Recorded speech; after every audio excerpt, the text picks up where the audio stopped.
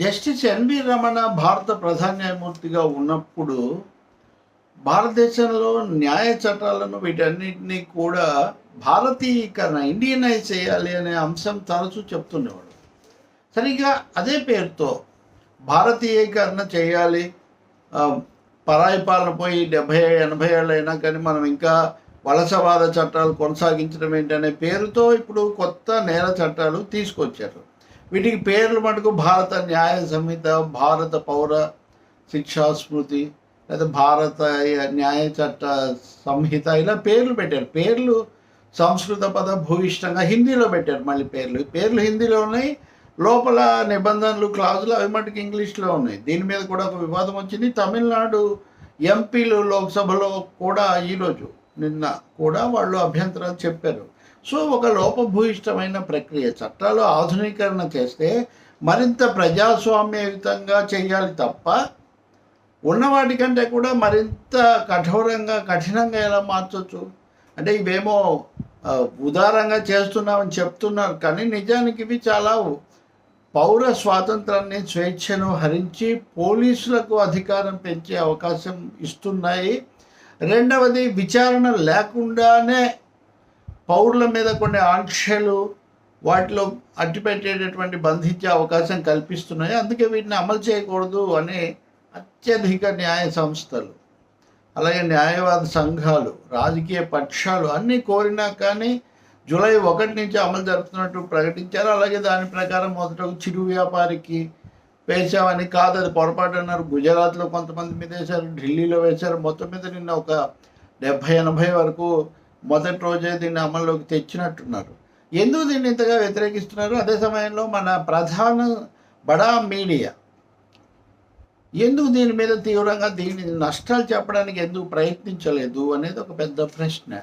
అందుకనే దీంట్లో అసలు ఎందుకు దీన్ని ఇంతగా వ్యతిరేకించాలి అంటే, మొదటి విషయం అసలు దీని మీద చర్చ జరగలేదు. ఇంత సమూలమైన మార్పులు చేస్తున్నప్పుడు పార్లమెంట్లో ఉన్న ప్రతిపక్ష సభ్యులందరినీ సస్పెండ్ చేసి ఏమీ లేనప్పుడు ఇప్పుడు దేశద్రోహం అనే దాన్ని నిర్వచించేటటువంటి ఐపీసీ, ఇండియన్ పీనల్ కోడ్లో 124A ఉంది, సెక్షన్ 124A. దీన్ని ఉంచకూడదు, ఇది ప్రజాస్వామ్యంతో చెల్లదని సుప్రీంకోర్టు దీన్ని తొలగించింది. కానీ ఇప్పుడు న్యాయ సంహితలో సెక్షన్ 152 అనేది నిగూఢంగా రహస్యంగా తీసుకొని వచ్చారు. అది ఇందులో ఉంది, దాంట్లో చొప్పించారు దాన్ని 152. అలాగే 124A ఒరిజినల్ సెక్షన్లో, అంటే 124Aలో లేనటువంటిది భారతదేశ సార్వభౌమాధికారం, సమగ్రతలు అన్న వాటిని కూడా దీంట్లో పెట్టారు. వాటికి హాని కలిగించే వాళ్ళ మీద చర్య తీసుకోవచ్చని ఒక విధంగా ఈ 152 పెట్టడం అన్నది సుప్రీంకోర్టు ఇచ్చినటువంటి తీర్పును కూడా ఉల్లంఘించేటటువంటి, దెబ్బతీసేటటువంటి ఒక చర్య. సో ఎవరినైనా సరే మీరు జాతి వ్యతిరేక కార్యక్రమాలు చేస్తున్నారని ముద్ర వేసేసి వాళ్ళ మీద నిర్బంధం సాగించడానికి, వాళ్ళని బందీఖానాలో పెట్టడానికి ఇది పూర్తిగా అవకాశం కల్పిస్తుంది. అలాగే పోలీసుల నుంచి పౌరుల హక్కులకు రక్షణ, పోలీసులను వాళ్ళ పాత్ర ఉంది, వాళ్ళ బాధ్యతలు ఉన్నాయి, గౌరవించడం అది వేరు. కానీ పోలీసులు పౌరులకు సహాయపడే వాళ్ళుగా ఉండాలి తప్ప పౌరుల మీద ఆధిపత్యమో లేకపోతే నిర్బంధమో చేసేవాళ్ళుగా ఉండకూడదు కదా. కానీ ఇప్పుడు కొత్త చట్టం ప్రకారం, కొత్త న్యాయ సంహితలు, వీటన్నిటి ప్రకారం అధికారం చాలా చాలా పెరుగుతుంది. ఎలా అంటే, గతంలో ఒక నిందితుడిని పోలీసులు కస్టడీకి తీసుకుంటే 15 రోజుల లోపలే దానికి సంబంధించిన విషయాలు విచారణకు పంపించడం, ఇట్లాంటివన్నీ జరగాలి. కానీ కొత్త చట్టంలో, కొత్త నిబంధన ప్రకారం ఒక న్యాయమూర్తి నిందితుడిని 90 రోజుల వరకు పోలీస్ కస్టడీలో పెట్టవచ్చు. అంటే ఈ 90 రోజుల్లో అతను నేర నిర్ధారణ లేదా కనీసం నేర అభియోగ అది కూడా నా నివేదన కూడా జరగాల్సినటువంటి అవసరం లేదనమాట. అంటే కాగ్నిజబుల్ అఫెన్స్ అంటారు కదా, అంటే లెక్కలోకి వచ్చే పరిగణనలో తీసుకోదగిన, గుర్తించదగిన నేరం జరిగితే పోలీసు అధికారులు వెంటనే ఎఫ్ఐఆర్ పెట్టాల్సిన అవసరం కూడా లేదు. 15 రోజులు ఆగి 15 రోజుల తర్వాత ఎఫ్ఐఆర్ పెట్టచ్చు. ఇప్పుడు ఎవరిని అరెస్ట్ చేశారంటే ఎఫ్ఐఆర్లో ఏం రాశారు, ఎఫ్ఐఆర్లో ఏముంది, ఫస్ట్ ఇన్ఫర్మేషన్ రిపోర్ట్ అని మనం అడుగుతాం. ఇప్పుడు అది 15 రోజుల వరకు అడిగే అవకాశం లేదు. అలాగే ఇప్పుడు కొత్త చట్టంలో ఎలక్ట్రానిక్ కంప్లైంట్ కూడా చేయొచ్చు, మీరు వెళ్లకుండానే చేయొచ్చు. అలాగే మీరు ఏ పరిధిలోకి వస్తారన్న ప్రసక్తి కూడా లేకుండా ఏ పోలీస్ స్టేషన్ అయినా మీ మీద చర్య తీసుకొని 0 ఎఫ్ఐఆర్ నమోదు చేయొచ్చు. అంటే ఇది పోలీసుల యొక్క అధికారాన్నే కాకుండా మిమ్మల్ని నిర్బంధంలో పెట్టే, కస్టడీలో పెట్టే, విచారణ లేకుండా కస్టడీలో పెట్టే సమయాన్ని 15 రోజుల నుంచి 90 రోజులకు పెంచడం అంటే చూడండి, 6 రెట్లు పెంచుతూ ఉందన్నమాట ఇది. ఇంకొకటి ఉపా చట్టం, ఈ అన్లాఫుల్ యాక్టివిటీస్ ప్రివెన్షన్ యాక్ట్, ఇది చాలా ప్రమాదకరమైంది. దీని కింద అనేక మందిని నిర్బంధించి దేశంలోనే ఇది కల్లోలానికి దారితీసింది. చాలామంది మేధావులు, ప్రొఫెసర్లు, రచయితలు, జర్నలిస్టులు దీని కింద చాలా ఎలాంటి విచారణ లేకుండా ఏళ్ల తరబడి మగ్గిపోయిన పరిస్థితి ఉంది. ఇప్పుడు ఉపా చట్టాన్ని ఈ కొత్త చట్టంలో మరింత సులభం చేశారు, అంటే అమలు చేయడం. ఇప్పుడున్న దాంట్లో ఉపా చట్టం కింద ఏదైనా చేయాలంటే పోలీసు అధికారి, సీనియర్ అధికారి మట్టుకే విచారించాలి. కానీ కొత్త చట్టం సెక్షన్ 152 కింద పోలీస్ స్టేషన్లో ఎవరు అక్కడ దర్యాప్తు అధికారి, ఇన్వెస్టిగేటింగ్ ఆఫీసర్ ఎవరుంటే వాళ్ళు చేయొచ్చు. సీనియర్గా ఉండాలి, పై అధికారి ఉండాలని ఏం లేదు. అంటే దీనివల్ల ఏంటి, పోలీస్ స్టేషన్లో ఉన్న వాళ్లకు, అధికారులకు విస్తారమైన అధికారాలు కల్పిస్తాయి. అంటే ఉపా కింద, ఈ ఉపా చట్టం కింద ఒకరిని ప్రాసిక్యూట్ చేయడానికి ప్రభుత్వం అనుమతి తీసుకోవాలి. కానీ కొత్త న్యాయ సంహిత ప్రకారం తీవ్రవాద అభియోగాలకు ఎవరినైనా సరే ఓ పోలీస్ అధికారే ప్రాసిక్యూట్ చేయొచ్చు. అంటే ఇక్కడ ఏం జరుగుతుంది, పై అధికారి లేదు, న్యాయస్థానం లేదు, మామూలు పోలీస్ అధికారే చేయొచ్చు అని. నేరం జరిగిన సమయంలో అది నేరం అయితే తప్ప, అంటే ప్రత్యక్ష నేరం అయితే తప్ప ఇంకా ఎవరిని మనం దోషిగా మనం నిర్ధారించకూడదు. అంటే నేరం రుజువయ్యే వరకు వాళ్ళు నిర్దోషుల కింద లెక్క అన్నది చట్టం. అయినా వాళ్ళని అదుపులో పెడతాం, అది వేరే విషయం. ఇది ప్రాథమిక సూత్రం. కానీ జూలై 1, అంటే ఇప్పుడు అమల్లోకి వచ్చిన దాని ప్రకారం జూలై 18వ తేదీ ముందు నమోదైన ఎఫ్ఐఆర్కు ఆ సమయంలో అమల్లో ఉన్న చట్ట నిబంధనలే అమలవుతాయి.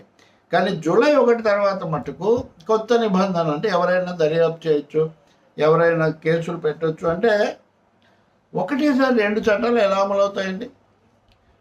ఒక దేశంలో, ఒకే దేశంలో, ఒకే న్యాయ వ్యవస్థలో, ఒకే రాజ్యాంగం కింద ఒకటే విధమైన నేరానికి అంతకుముందు చట్టం ప్రకారం కొందరికి, తర్వాత వచ్చిన చట్టం ప్రకారం కొంతమందికి పెడితే అప్పుడు సమన్యాయం అనేది ఏమవుతుంది? ఏదైనా ఒక పని జరిగినప్పుడు అది నేరం కాదు, తర్వాత దాన్ని నేరం కింద మీరు ప్రకటించారు, అప్పుడు అంతకుముందు జరిగిన దాన్ని కూడా నేరం కింద మీరు ఎలా తీసుకుంటారు? ఈ వైరుధ్యాన్ని పరిష్కరించడం కోసం అంతకుముందే నమోదైన దానికి లేదు, తర్వాత దానికి ఉంటుంది అని చెప్తున్నారు. కానీ జరిగినప్పుడు కాదు అది. ఉదాహరణకు ఈ దీన్ని తీసుకున్నాను నేను ఎప్పుడు, 2019లోనో లేకపోతే 2021లోనో. అప్పుడు అది నేరం కాదు, ఇప్పుడు అయింది. దానికి ఇప్పుడు నేను కేసు పెడతాను, దాని మీద చర్య తీసుకుంటానంటే ఏమవుతుందంటే అటు ఇటు తిరిగి ఉచ్చు బిగించడం అనేది, ఇక్కడ చాలా ఉచ్చు బిగించటం, విస్తరించటం అన్నది కూడా మనకు చాలా స్పష్టంగా కనిపిస్తుంది. ఇప్పుడు దీని ప్రకారం ఏది ఎవరికి చేయాలి, ఏది పాత చట్టం, ఏది కొత్త చట్టం అన్న దాని మీద కూడా చాలా అస్పష్టత, చాలా సందిగ్ధత ఉంది. ఇప్పటికే ఈ దేశంలో లక్షల కోట్ల కేసులు పెండింగ్లో ఉన్నాయి, తేలక ఏం చేయాలి, ఎలా చేయాలని. ఇప్పుడు అసలు ఎప్పటి నుంచి చేయాలి, ఏది చేయాలి, పాత చేయాలా, కొత్త చేయాలా అన్న సరికొత్త మీమాంస వస్తే ఇంకా చాలా ఆలస్యమైన కొద్దీ అందులో చిక్కుకున్న వాళ్లకు మరింత అన్యాయం, మరింత నిర్బంధం. కాబట్టి ఇంకా ఇలాంటివి చాలా ఉన్నాయండి దీంట్లో. ముఖ్యంగా మీడియాకు వర్తించేటటువంటివి, ఎలక్ట్రానిక్ ఎవిడెన్స్ కింద తీసుకోవచ్చు అనేవి చాలా ఉన్నాయి. ఇంతమంది, అంటే దాన్ని ఆమోదించినప్పుడు సభలో సభ్యులు, ప్రతిపక్ష సభ్యులు లేరు. ముఖ్యంగా చాలా ఆదరాబాదరాగా మమ అనిపించారు. ఇప్పుడు ఇంత వ్యతిరేకత వస్తున్న, ఉదాహరణకు జనవరిలోనే భారతదేశంలో ఉన్న ట్రక్ డ్రైవర్లు అందరూ కూడా సమ్మె చేశారు. ఎందుకంటే హిట్ అండ్ రన్ కేసుల్లో ఇప్పుడు ఉన్న ఫలానా వాళ్ళ మీద నేర ఆరోపణ చేసేయచ్చు అని కొత్త చట్టంలో అవకాశం. ఇది మా ఫలానా 10 ఏళ్ళు శిక్ష కూడా పడవచ్చు, వాడు అక్కడ ఉన్న అధికారి కన్విన్స్ అయితే ఇది ఎలా అండి?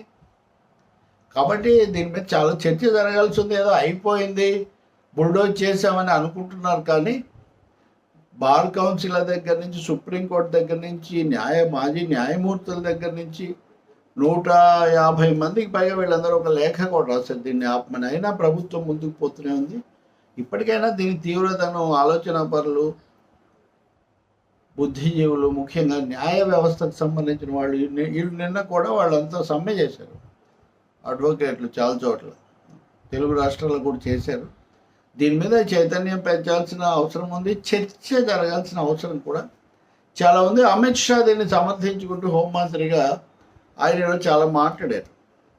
ఏం మాట్లాడినా ముందు పార్లమెంట్లో విస్తృతమైన చర్చ జరిపి దాని అమలుకు సంబంధించి కొంచెం వ్యవధి తీసుకుంటే కొంపలేమనగా కొన్నిటిని సవరించాల్సిన అవసరం కూడా ఉంది. సుప్రీంకోర్టు కూడా ఎక్కడో ఎవరో మాజీ న్యాయమూర్తి అనుకుంటాను సూచనగా చెప్పారు, మీరు వీటిని అక్కడ సవాల్ చేయొచ్చు, చేస్తే అది రాజ్యాంగ ప్రకారం ఉందో లేదో మేము చూసే అవకాశం వస్తుంది కదా అన్నారు. అది కూడా జరగవచ్చు బహుశా.